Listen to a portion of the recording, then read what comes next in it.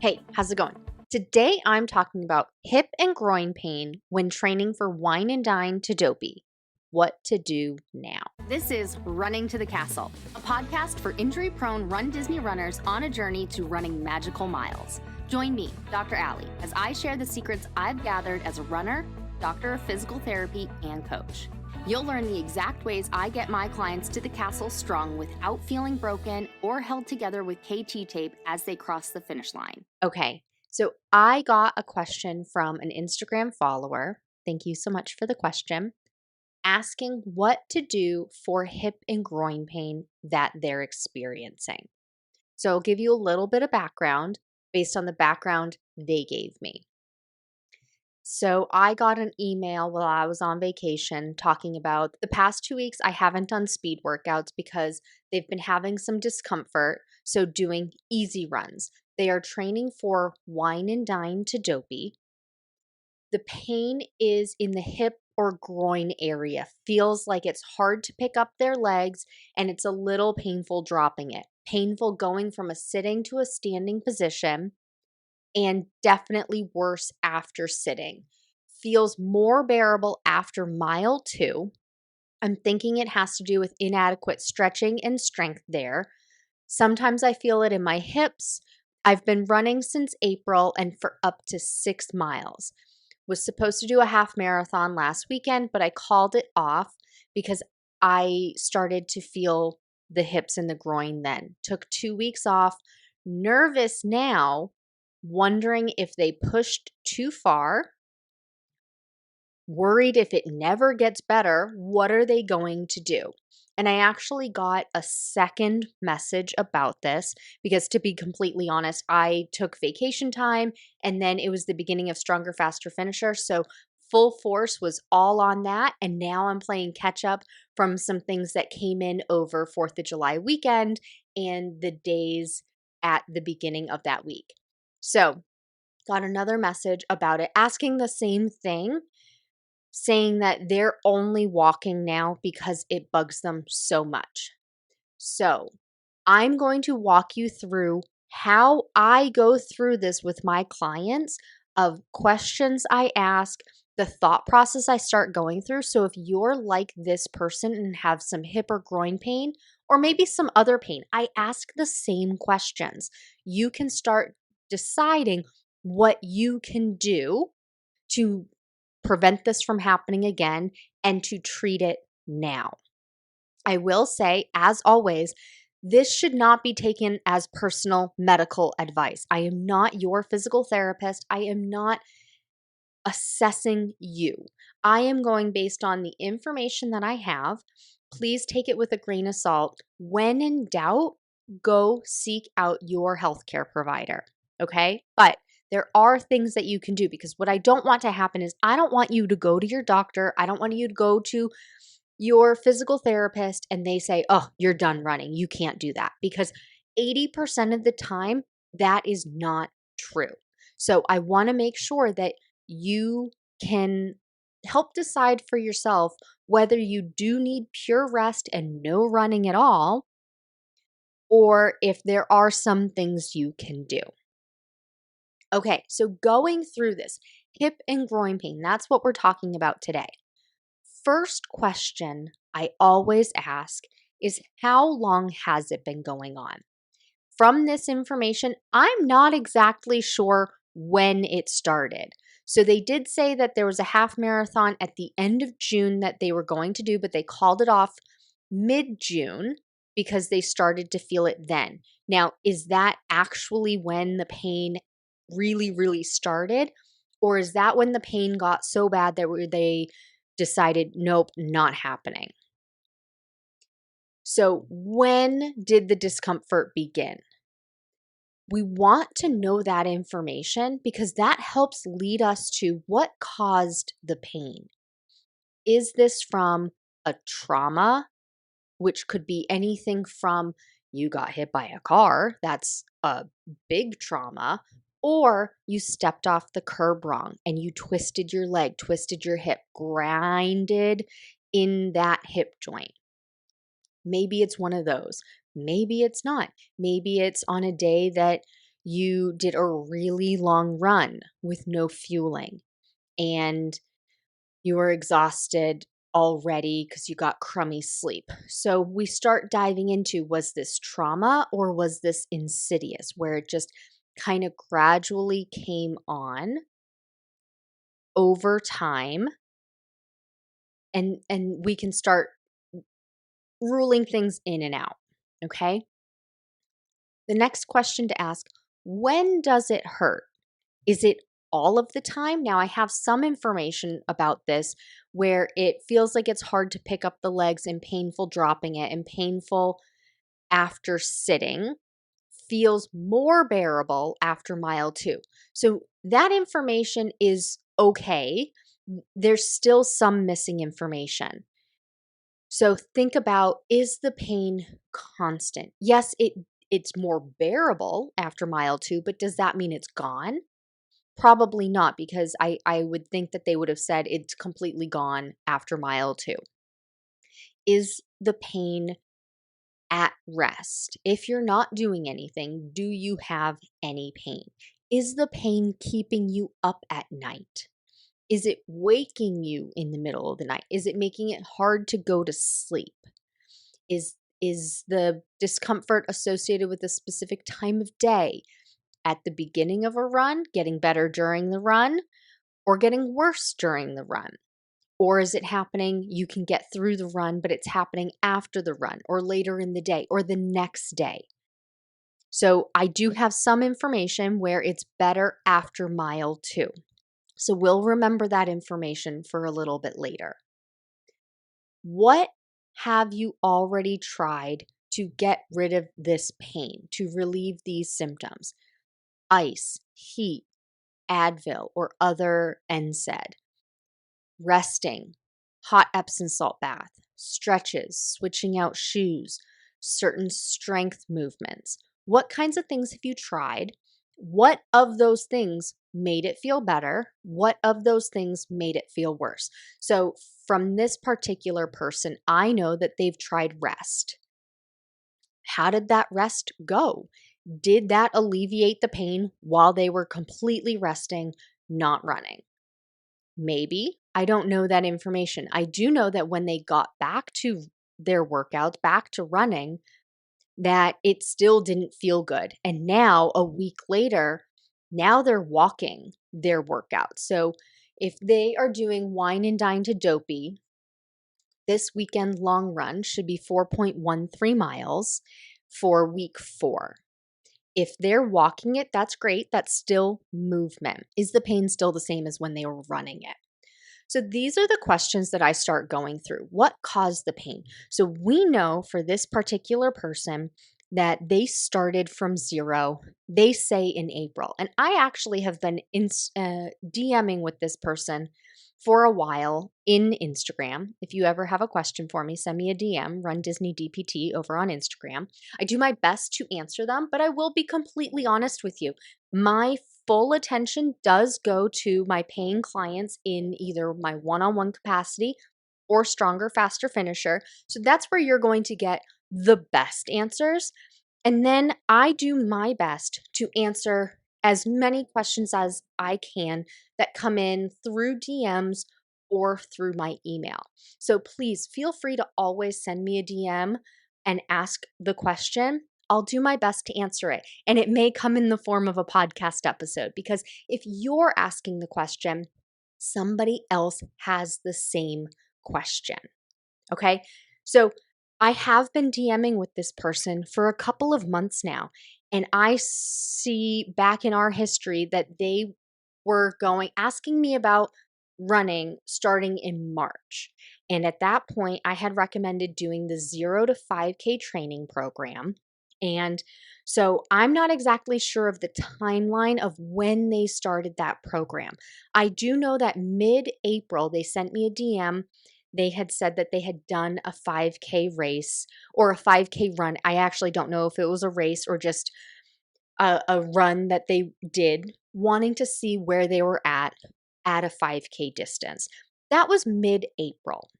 So I know that going from 0 sometime in March, going up to a 5K in April, I have an idea of what their running consisted of over those, let's say, 4 to 6 weeks. Between April to now, they have said that they got up to 6 miles, pushed it, is what they said, pushed it to 6 miles. And that's where things started to really unravel, and pain or discomfort was setting in, and they decided, no, I'm not going to do this half marathon at the end of June. So I do think that was a good choice. You need to listen to your body if you want to run for longevity. If you want to be able to keep running for years and years and years to come, you do need to listen to your body. So that was a good choice. So what I anticipate happened was they pushed too far too soon. The 0 to 5K training program that I recommend, the one that I write, is 15 weeks long. And it starts at 0.68 miles and it goes up to 3.1, following the same system that I use for all of my other training programs, where there's a deload week in there at week 5 or 6, and it brings you up to, but not quite, the distance that you're training for. So in this case, 3.1 miles, the 5K, I bring you up to 2.75 miles. That's almost getting race distance. It is higher than the percentage I typically recommend when you're training for a race. And it's because this 0 to 5K is for somebody who's going from absolute zero.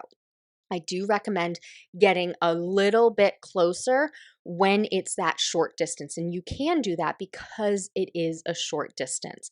You know that in my half marathon training plans, you go up to 10 miles, which is 70% of race distance. In my marathon training program, you go up to 20 miles, which is again about 70% of race distance. 2.75 miles, that is more than 70% of race distance. That is okay because that is such a short distance.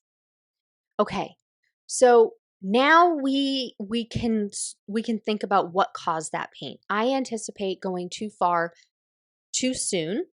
We know nothing about pace. They also could have gone too fast too soon. And you know what I've said before, going too far and too fast is a recipe for disaster. Our bodies don't like it. And so for newer runners or runners who are coming back from an injury or who are training a new race distance or new racing amounts, there's a lot of ifs in there.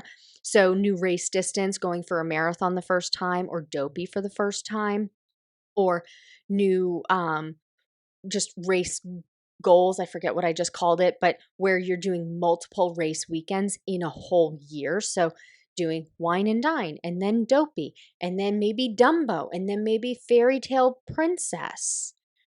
That's a lot of racing in 1 year. So right now, I am doing Chills and Thrills Challenge with the 5K over Halloween weekend. My next race is Disneyland Half Marathon Weekend at the end of January, beginning of February. Right now, I'm just signed up for the 5K. I may consider doing the half marathon because I also want to do Springtime Surprise Challenge. But I'm not going to do all 3 races, all 3 weekends. I'm going to give myself some time off. So I may consider doing the half marathon, Disneyland Half Marathon Weekend. I'm likely not going to. I'll probably just stick with the 5K. But I really want to do the Springtime Surprise Challenge because, again, we have joy and sadness in there. But I'm only going up to a 10-miler in that race, not doing a half marathon again. So that means in the course of a 12-month period, I'll only have done 1 half marathon. I'm not saying you shouldn't do all race weekends, but there are multiple factors that go into this when you're training, when you have pain, or when it's new that you're training for all of these race weekends. That is a lot on your body, and there needs to be some strategy moving forward with that and using the various training programs, training plans that are on my website. That is part of the strategy. I do lay them out so that you could do multiple race weekends. You might have to finagle and fiddle with your training plans a little bit to make it work, but it's possible. And then if you're in Stronger, Faster, Finisher, I do that finagling for you. I have somebody in the program currently. They're doing every race weekend, from Halloween race weekend at Disneyland all the way through the plan is Springtime Surprise. And I have adjusted that training program to be just perfect for what she needs and wants based on where she is now, her training history, her injury history, and what her goals are for these races. So there is strategy that needs to happen. Okay, let's get back to this. So thinking about what caused the pain. We talked about that. Now, when does it hurt? We know that the discomfort is definitely during running. I don't know if it's also at rest. I'm going to have to leave that blank. So think about that if it also happens during rest. When pain and discomfort happen more so at the beginning of a workout or a run and starts getting better as you're moving through that run, that tells me that your body part, so in this case, the hip or the groin, likes some activity, maybe not all of the activity that you're doing. So maybe not the distance or maybe not the pace that you're doing, if it then starts getting worse again. So typically for somebody who the discomfort goes away after mile 2, they need to do a better warm up. That could include walking more before they start running. It could include using some actual heat on the hips. Think in physical therapy. If you've ever gone to physical therapy, you may have experienced this, or you see somebody else has had heat on their body part before they start doing exercises.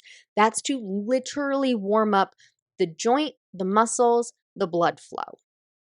Okay, so that could be something. So typically when the problem happens at the beginning of a run and starts getting better, a better or a different warm-up needs to happen.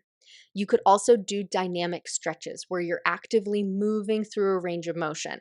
And somebody who has hip and groin pain, I recommend doing hip movements if they're doing dynamic stretches. So they could be hip openers, hip closers, some sideways walking, some leg swings side to side, some leg swings forward and back, based on how the person is feeling. Those are some examples that could be done.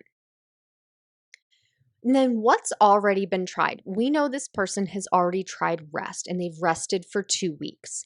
Well, with resting for 2 weeks, does that mean complete rest, laying on the couch for 2 weeks? Because that is actually going to stiffen up sore tendons and muscles more.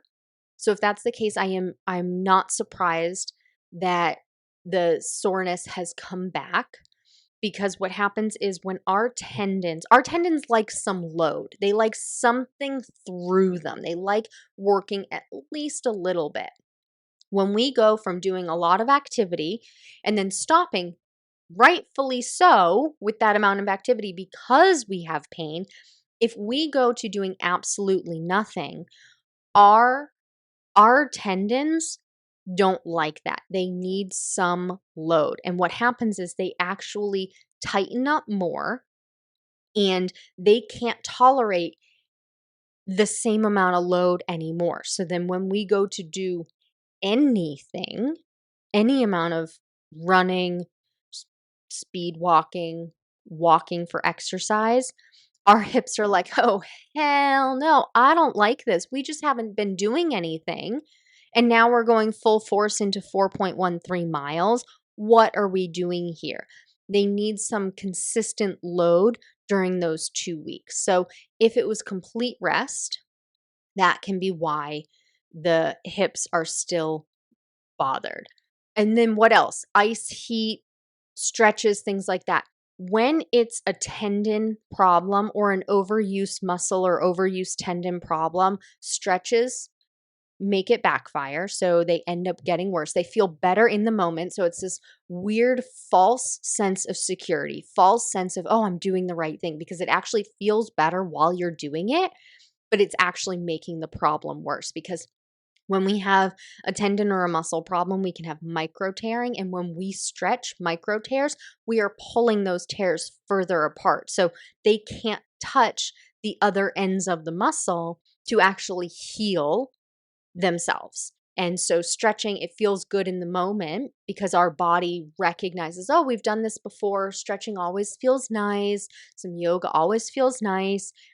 But then afterward, it's like, oh shoot, no, that doesn't feel good. And it actually makes it worse. When it's a muscle or tendon problem that feels better with some movement, heat tends to work nicely. So hot Epsom salt bath, a microwavable heating pad, 20 minutes daily, could be multiple times a day. The worse you feel, the more you need it. So I'm not saying you have to go take a hot Epsom salt bath 3 times a day, but can you go heat up a microwavable heating pad multiple times a day to just leave across your hips? That would be nice for it. When you're feeling this pretty bad, 7 to 10 days consistent. So those are things that you can try now to treat it. So now we've gone through what could have potentially caused the pain, and you think for yourself what caused it. Then think about, when does it hurt? And I didn't mention this, but if you're having a lot of nighttime pain, that is reason to stop running and go see your medical professional. Uncontrolled pain at night, that's going to disrupt your sleep, and we need good sleep in order to heal whatever's going on. And I'm actually doing some more continuing ed. I do it every year as a physical therapist. It's part of my regular licensure. And I actually just did one on sleep and pain. And there's this connection with the two, where lack of sleep because of pain can actually make pain more sensitive, meaning you feel it more. Even if there's no worsening of the actual problem, it's more sensitive, so you feel it more. And then because you feel it more, you get worse sleep, and then that makes it so that it's more sensitive. And it's this vicious cycle. So getting sleep is very important. So talk to your medical professional about how you can get better sleep, whether that is some better sleeping habit tactics. Some people need sleeping medicine. I am not saying you do. These are just things to think about. It could also mean, if you have a lot of pain at night, that's worse at night, it can mean that there's some inflammation deep inside that cannot get out. And that usually can't get out with home remedies. And that does need further medical management. So if sleep is being disrupted, you need sleep to heal. If you aren't getting sleep, you're not going to heal very well. You do need to talk to a medical professional about that. If at any point somebody is saying, I can't even put weight on my legs, the pain is sharp shooting, it's aggravated when something is vibrating near it. So like if you've ever used those massage guns and used it on your muscles and that made it worse, those are reasons to go talk to a medical professional. You may need some kind of imaging to see if there are any fractures, tears, things like that, X-ray, MRI, things like that. Those are not always the case when those things that I just mentioned happen, but it warrants for further look into these things. Those are things that I can't do for you. So you would want to go talk to a medical professional about that. So let's get into what you can do now. I've already mentioned a few things. So somebody who has discomfort that gets better as they keep going and do a little bit of activity, heat tends to be a nice home remedy that you can do. So heat 20 minutes, hot Epsom salt bath at least 20 minutes daily or multiple times a day for 7 to 10 days. Now, one of the biggest mistakes I see runners make, actually just the general population, is that they do something, a home remedy, one time and think, oh, I am better, or, oh, that didn't work, and then they don't do it again. They often have not done it enough. It needs to be 7 to 10 days, at least once a day, maybe more often. I slept wrong on my neck a couple of weeks ago. I was using my heating pad probably 7 times a day for 7 days. Literally heat it up, put it on, leave it on for 20 minutes, let it cool down again for about 20 minutes, then I go and heat it up again. 7 days, about 7 times a day. And sometimes I even left it on longer if it was still warm but cooling down. You never want to leave it on so long or have it be so hot that it's causing burns. Definitely look at your skin. There are other over-the-counter medications that may help. Tylenol is a pain medication. It is not an anti-inflammatory.